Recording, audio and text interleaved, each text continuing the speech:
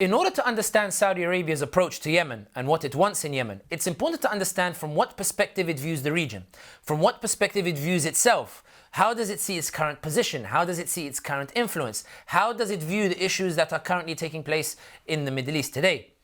Now, if you're sitting in Mohammed bin Salman's office or any one of the influential advisors, any influence map will show you that to the northern border you have an Iraqi government that leans heavily towards Tehran. Muqtada Sadr and Hadi al-Amiri, two of the most powerful players in Iraq today, both have extensive ties to Tehran. To the east you have Iran mainland, and you have the Qataris and the Kuwaitis who enjoy good ties with the Iranians. The Qataris share a gas field, and the Kuwaitis always like to play themselves as neutral.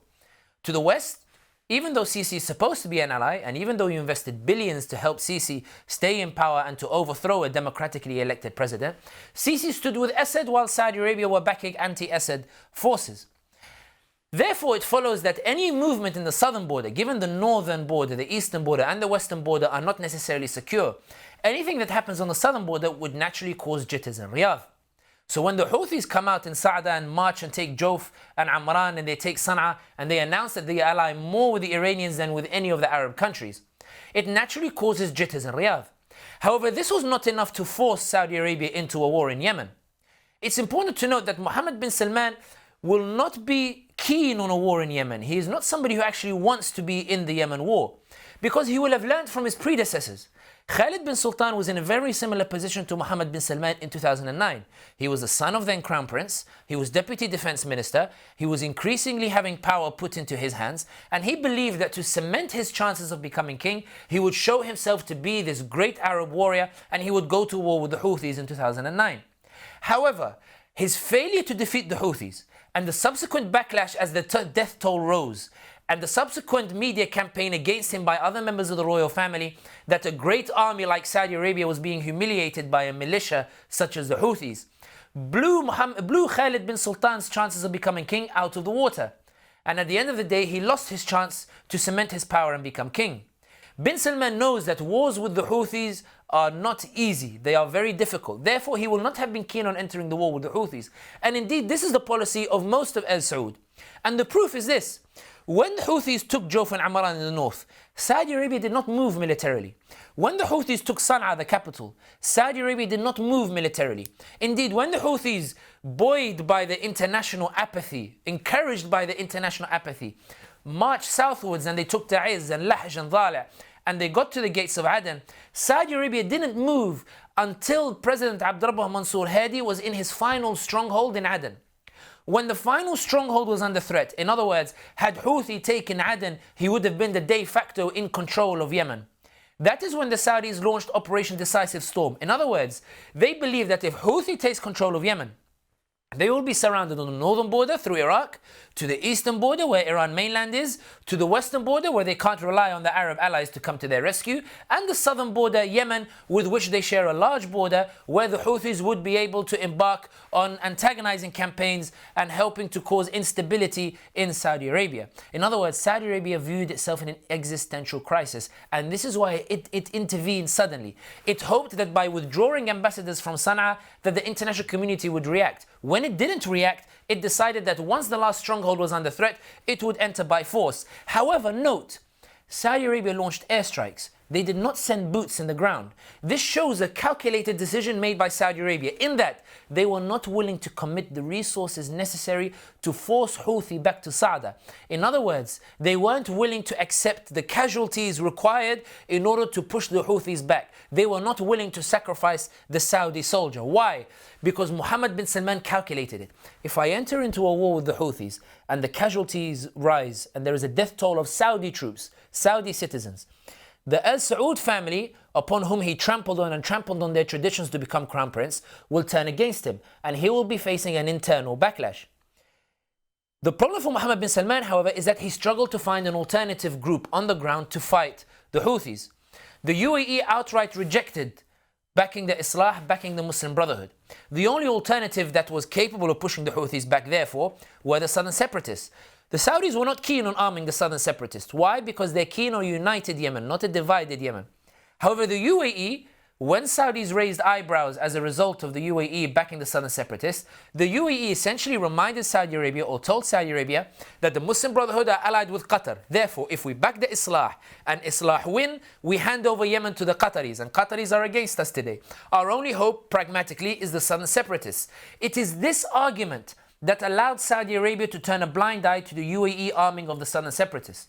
Saudi Arabia's problem, however, was that the southern separatists were willing to push the Houthis out of the territories that they considered as part of an independent state, but were willing to go no further than that. In other words, they were not keen on pushing the Houthis out of Sana'a. They were keen on pushing them out of Lahj and Dhala and Ta'izz and these places, but not pushing them out of Sana'a, or indeed even pushing them out of Hudaydah. This is why today we see the southern separatist movement as being very well equipped, and this is why they found the power to antagonize and overthrow the internationally recognized government in Aden.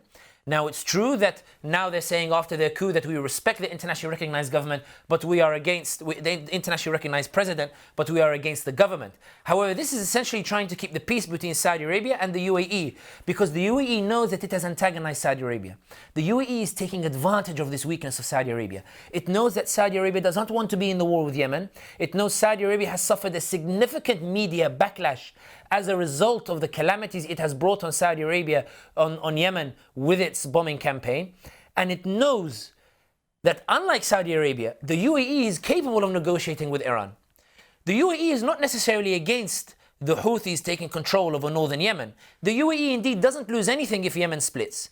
Saudis become humiliated if Yemen splits. It would essentially be said that Saudi is unable to win against the militia, to win against Iran. Saudi tried to back an internationally recognized government, and they were unable to help this internationally recognized government to succeed. However, for the UAE, they don't suffer this humiliation and they don't suffer this backlash. Instead, because they help the southerners, they will expect the southerners to be grateful to them and allow them to continue to have control over the ports on the southern territories in Yemen. UAE adopts an aggressive maritime policy. It's why they're involved in Somalia and Sudan. It's why they facilitated reconciliation between Eritrea and Ethiopia. And it's why they're involved in Libya in order to try to take control of those ports on the Mediterranean and one of the most important straits in world shipping. The UAE also knows that it does not have an ideological gripe against the Iranians. Indeed, Iran, when it was circumventing the sanctions in the past, they used the port in Dubai. In other words, the UAE were aware that they had significant enough relations with the Iranians that they helped to facilitate the circumventing of sanctions. It is Saudi Arabia which stands to lose. And the problem for Saudi Arabia is this. It cannot back the Islah, because if it backs the Islah, then likely they will lean more towards the Qataris and the Saudis. This is how Saudi views it. It turned a blind eye to the backing of the southern separatists. The southern separatists wanted an independent state. Because they want an independent state and they're not willing to drive the Houthis, Saudis have no capable force capable of fighting the Houthis unless they send in ground troops. If they send in ground troops, Mohammed bin Salman risks a backlash domestically, and he risks inspiring an internal coup from the royal family that will take advantage of the popular anger that Mohammed bin Salman is trying to suppress at this moment in time with his reforms. In other words, Saudi Arabia is in a lose-lose situation and is looking for a way in which the Yemen war can come to an end with its head held high.